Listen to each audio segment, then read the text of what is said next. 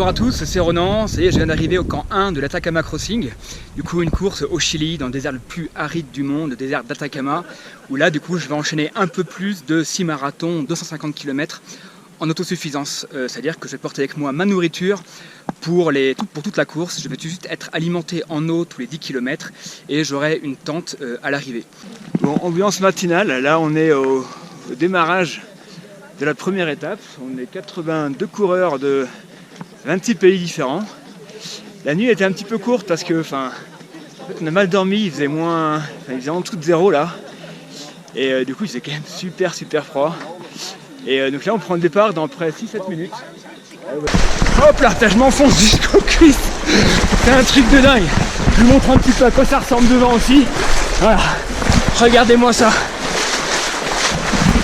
C'est juste magique. C'est absolument hallucinant. J'ai jamais rien vu de tel ailleurs qu'ici. Il y a un japonais qui est derrière moi qui est super fort. Je pense qu'il devrait me doubler. Je vais essayer de tenir parce que c'est un petit peu challenging. Mais le gars est vraiment très bon. Mais regardez un petit peu ces paysages. Je vous montre tout en courant. Voilà, regardez-moi ça. Alors ce qui est en blanc en fait c'est du sel. C'est du sel qui est régurgité des roches quoi. Sublime. Rien que pour ça vaut le coup de venir. C'est absolument géant. C'est un tunnel. Il y a mon copain japonais juste derrière moi. Là on sort du tunnel. Regardez ça, hop là. Wow. Une vue de dingue. Descente de dune. Et ben on va y aller. J'adore. C'est énorme. Allez. Les épaules explosées. Le sac est encore lourd. Du coup les cuisses aussi sont encore bien prises. Moi je vais essayer de me soulager les épaules au maximum. Et puis les cuisses, tout le corps quoi. Tout le corps est bousillé. Et puis comme demain on fait 42 bornes. Voilà, c'est important. Mais c'est normal, hein. Ce type de course, c'est fait pour être dur, hein, sinon on ne viendrait pas. Hein. Et là j'ai bien dégusté. Alors là c'est un gros terrain de merde. Regardez ça. On s'enfonce dedans. C'est à la fois dur et flasque. Et super aride. Super aride. Et mon copain japonais encore derrière. Là c'est dur. Ça fait à peu près 20 km que je cours là-dedans. Là c'est compliqué. Je viens de me casser la gueule. J'ai la main en sang. J'ai mal au genou là. C'est insupportable ce truc. Un truc de dingue. Je me suis vautré là-dedans. C'est vraiment un truc de bâtard quoi. Les dunes. Parfois le sable est très mou donc j'avance d'un pas, je recule de deux. C'est vraiment dur. Là je fais une bonne course quand même, je crois que je suis 4ème actuellement au classement là. Il me reste 4 km à faire. J'en ai déjà fait 35. J'ai fini la troisième étape. Et je suis très content, j'ai fait une super course, je finis 4ème je crois. Et voilà, là le camp et du coup il est encore assez vide. Hein. Il y a même les Chiliens qui sont en train de monter derrière. Voilà, je vous montre du coup à quoi ressemble un camp. Donc, un camp c'est comme ça, voilà. Donc on est à peu près 6. On est 6 par tente. Moi c'est ma tente là, la Tokanao. Donc on est tous comme ça dans différentes tentes par 6. Là il y a les équipes locales là qui préparent le campement. Il y a les responsables du feu. Voilà.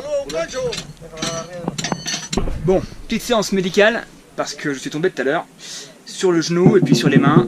Donc là maintenant voilà, je vous montre à quoi ça va ressembler. Je me nettoie un petit peu tout ça. Voilà, ça pique un peu quand même. Ouh, mais ça fait du bien. Et puis là, il y a également mon doigt qui est un petit peu dégusté là. Voilà, je me suis arraché un peu l'ongle. Et bah du coup on va réparer ça. Voilà, c'est la vie. On est des vaillants, des guerriers. Je prends vachement soin de mes pieds, c'est hyper important, c'est vraiment notre petit travail quand on fait de l'ultrafond. Donc voilà, ça peut paraître un petit peu superficiel hein, d'avoir comme ça des chaussons pour après la course, d'avoir comme ça des trucs pour se laver, pour se rincer avec dans du gel. Mais en fait, c'est vraiment indispensable. Et en fait, ceux qui dégustent, ceux qui abandonnent, c'est souvent des gens qui n'ont pas pris soin de leurs pieds. Voilà. Donc j'ai fait un kit pour les ampoules, enfin pour tout ça quoi. Et ça pèse du poids, tout ça, mais pour moi, c'est pas du luxe. Hyper important, prendre soin de ses pieds. Ambiance du camp au réveil du 4e jour.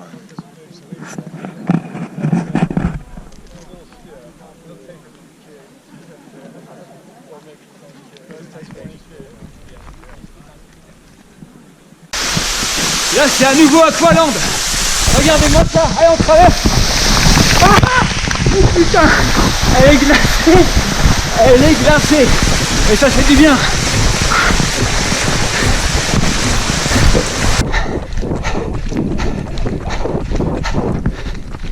Aqualand, ça n'a pas duré longtemps. À nouveau un désert super sec. Regardez.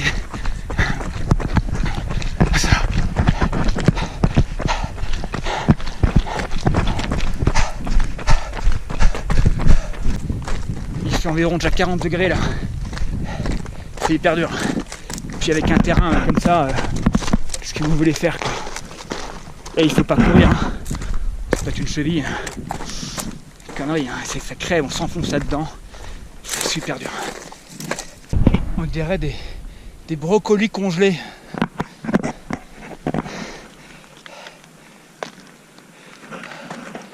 Il y en a, mais ça perte de vue. Parfois on me demande pourquoi je fais ce type de course. Et ma réponse est que je vais explorer mon potentiel physique et mental. Ben là c'est le cas. Là c'est vraiment très dur. 40 degrés, des brocolis congelés, dégueulasses, qui flinguent les godasses. Là c'est dur.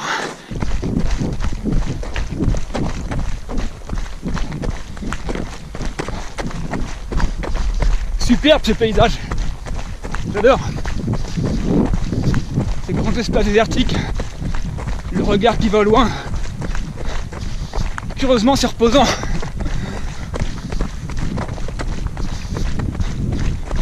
Arrivée de l'étape numéro 4, je suis avec mon copain japonais.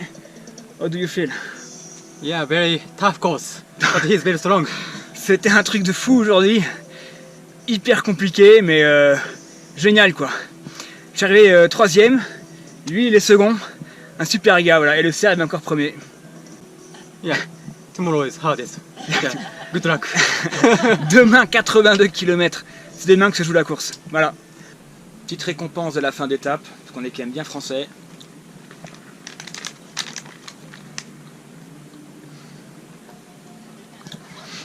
C'est magique. Ça fait trop du bien. Extraordinaire. Je vais en garder un peu pour mes collègues de tente. Mais séance massage russe sur Marc. On prend soin de nos partenaires.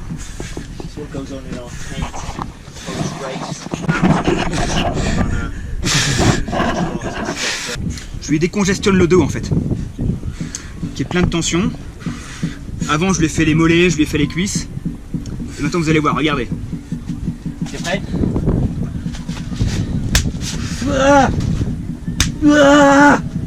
C'est le meilleur moment.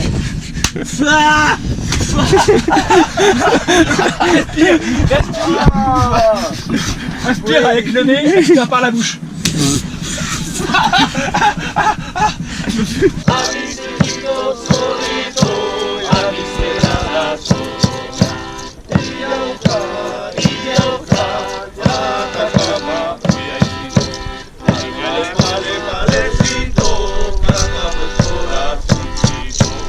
Bien alors, petite démonstration de minimalisme pour l'ultrafond.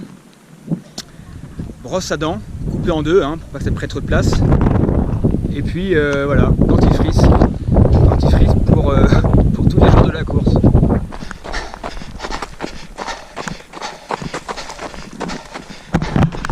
Là c'est l'étape longue de 80 km.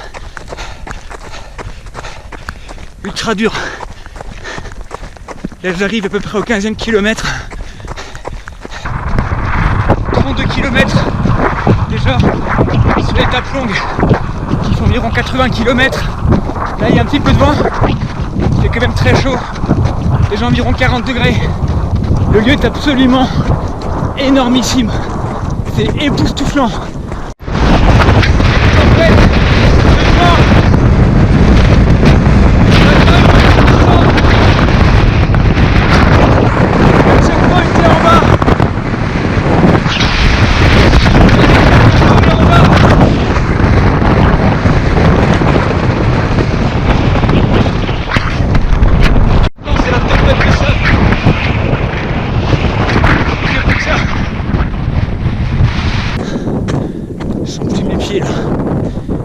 Je dirais à leur enterrement à la fin de la course.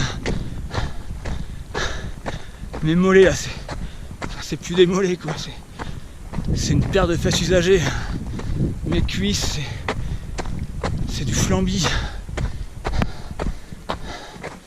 Mes épaules, c'est je sais pas, c'est la potence de la croix du Christ quoi.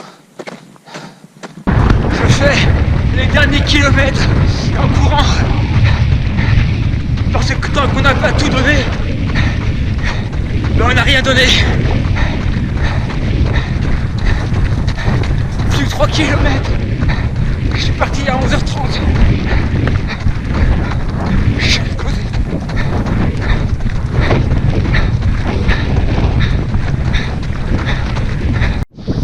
Je viens d'arriver.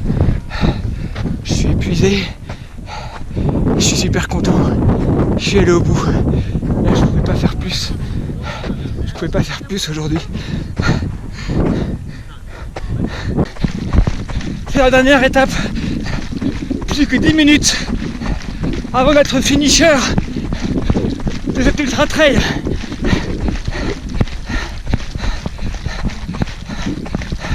Je l'ai.